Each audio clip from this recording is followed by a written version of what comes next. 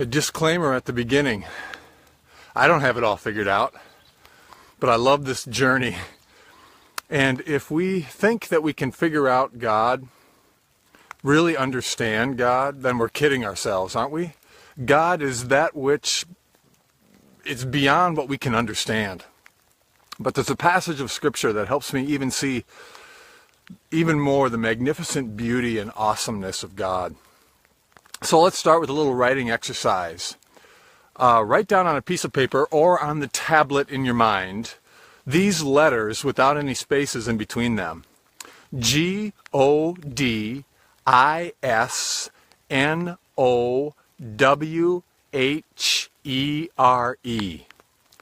What's it spell? On first look, many people say God is nowhere. But if you keep looking at it, you also see that it says God is now here.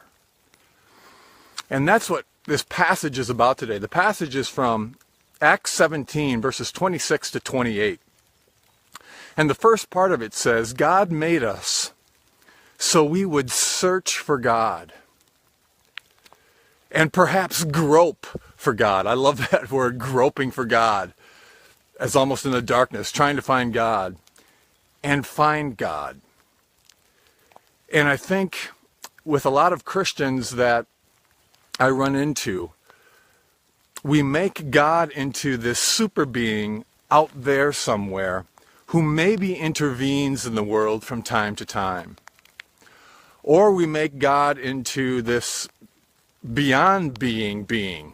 We can't understand or conceptualize this God, but God is still out there somewhere, and maybe from time to time it intervenes in the world. And this passage of God has made us so we would search for God and perhaps grope for God and find God is what Augustine is talking about when he says our hearts are restless till they find their rest in thee. But often when we look for a super being, we don't see it. And so we wonder and we think God is nowhere. We try to trust, we try to have faith. And Paul, in this verse, the Apostle Paul gives a grander conception of God as the source of being.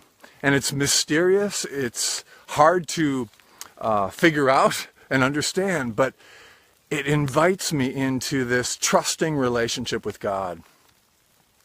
It says, God has made us so we search for God and perhaps grope for God and find God. But indeed, God is not far from each one of us, and here it is. In God, we live and move and have our being. There's something about God being in everything and everything being in God. And when will I learn to live in God like that, with a trust and a faith that all is well in this magnificent, incredible God? And Jesus, the beautiful thing about Jesus in human flesh is he gives me a personal way to relate to this magnificent source of being.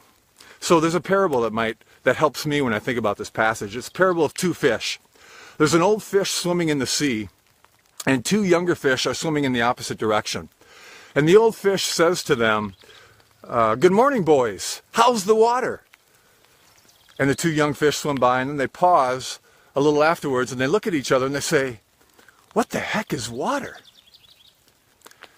And there's something about this passage of a greater awareness of this beautiful, loving God that we live in, that we exist in, and is a source of being. And when God becomes this, it's like if God is the source of life, then to worship God is learning to live fully. If God is the source of love, then worshiping God is learning to love extravagantly and wastefully. And if God is the source of being itself, then being fully human and being all that God created me to be is a way to worship God as well. the journey becomes bigger with more depth and mystery and adventure and joy. And I learn to